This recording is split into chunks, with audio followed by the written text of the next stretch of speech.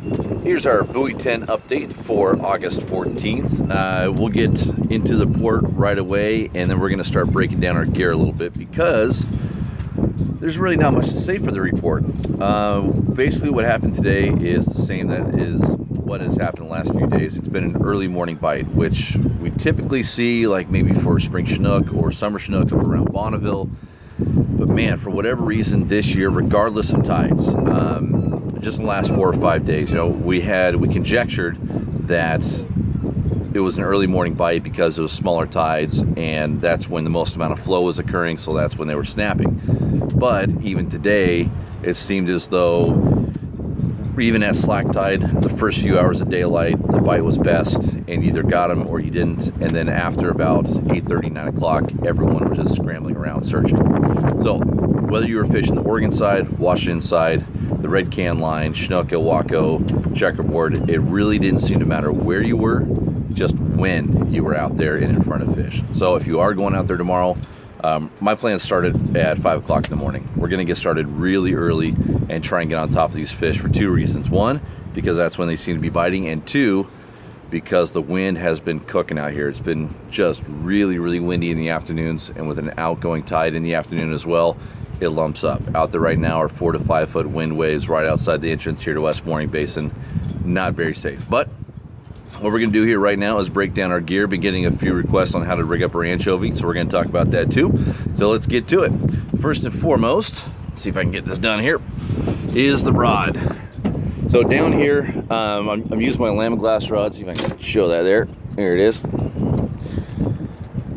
So I'm running my Lamb Glass Quick Series rod, and the reason why I'm running that series is because it is a parabolic bend. Now, what do I mean by that? Well, it bends all the way through the entire blank, and that's very important down here for a couple of reasons. First is because when the fish comes up and bites your bait, bites the spinner, the rod loads up and it allows the fish to turn with the hooks in its mouth to lock it into place. If it's too stiff, it'll pull it out of their mouth before they even get a chance to get the hooks in the corner into the right position, so that way it hooks them well. The second reason is because you get a lot of that wind chop or the swell, but in most cases it's the boat wake, and that boat wake is bouncing around everywhere. You're running 16-20 ounces of lead or divers.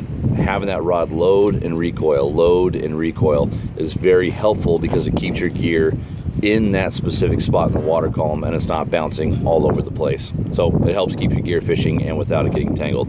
Line counter reels are a must. You got to know where your gear's at. You got to know where it's at in the water column, so that way you can duplicate any bites that you do happen to be getting. For my line, I'm running 30-pound Maxima HV. They're high visibility. I really like running the mono line, especially this Maxima HV, just because I can see it, and it acts like a rubber band with the stretch. So that way when these big Chinook get next to the side of the boat, I at least have some give when they're shaking their head. And with the barbless hook deal and the parabolic rod, it works as a good system to try and keep some pressure on that hook when they're up next to the boat. Moving on down here to the terminal tackle. I am running a free sliding spreader here. I got it sliding so that way if the weight does get caught in the net, we can just let the fish run and pop that out without the fish breaking loose. And these are brand new on the market, and so far so good. I'm liking them. Like how they work, because it keeps your gear or your lead about 1.5 inches, 2 inches away from the rest of your flasher and leader there. So when you lift up on the rod, it pulls your weight from this hole right here. It pulls your weight away from your main line and from your leader. So it's helping keep stuff untangled down here in the wind and the waves. Down from there, this is a 175-pound Ultra Green. Way overkill. We don't need it for its pound strength, but we need it for its rigidity. It helps keep your flasher away from all your gear while you're letting it down, and helps keep everything separated. So the 175-pound Ultra Green bumper right here down to my flasher. And this flasher here has been my most consistent one for both spring Chinook and for Buoy 10 fishery as well.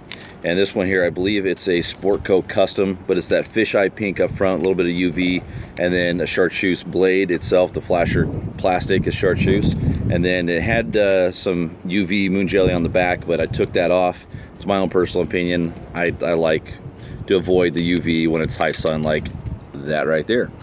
So that's been my most consistent flasher, and again, it's a Sport Co custom.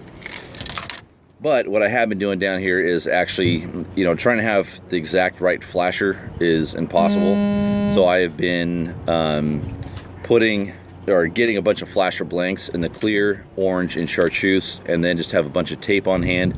So after each day, I can reconcile and see what flashers have been working, and then just make up my own custom. So if you don't want to buy 2 of every single color out there, that's a good option. Just buy a blank with a bunch of tape.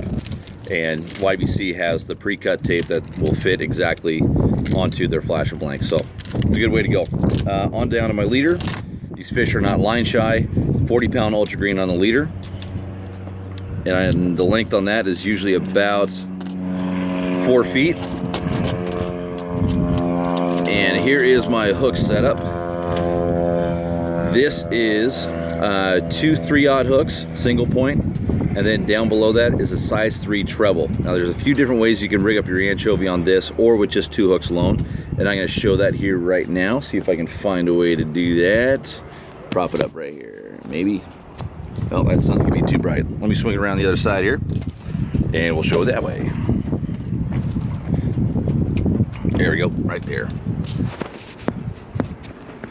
Got it, cool, all right.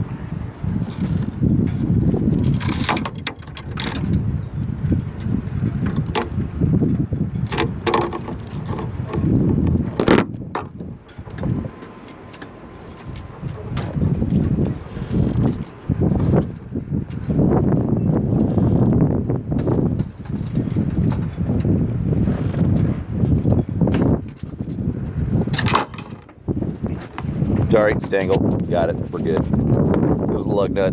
Fixed it. Okay. So here's how I'm setting up my anchovy rigs. If you're running just 2 single point barbless hooks, size 3 out here, spacing is 2 fingers in between the first and second hook. And I'm just taking my lead hook here. And the reason why I'm using the anchovies is because they are so durable. So I'm taking my lead hook and I'm putting it through the bottom of the jaw, right here in that soft spot there. Pulling it out at the top of the head. Do that here. And I like using these anchovies because they're so durable, and in this heavy current I don't like having my bait stripped off. So running cut plug or just even whole herring, they tend to fall apart a little bit easier than these anchovies. Now on the second hook, it's very simple. You're just going to bend the bait to however much spin you want it to have, and that's where you're going to place your second hook. So I'll do that here now. Curl the bait up just a little bit. Drop the hook in place, and done. See how the bait has a little bit of curl there? And then my treble hook is trailing back here towards the tail. If a fish comes up and even looks at it, it should get a hook in it, but it's always amazing how they're able to get off.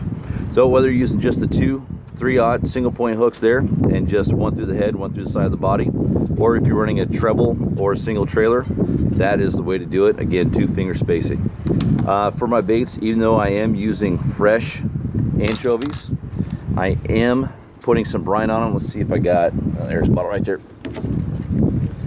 I am running the Procure Brine and Bright Complete, and I'm putting that on every single day. And this is the Chartreuse Glow right here, but I have been using the Natural Shine a lot more.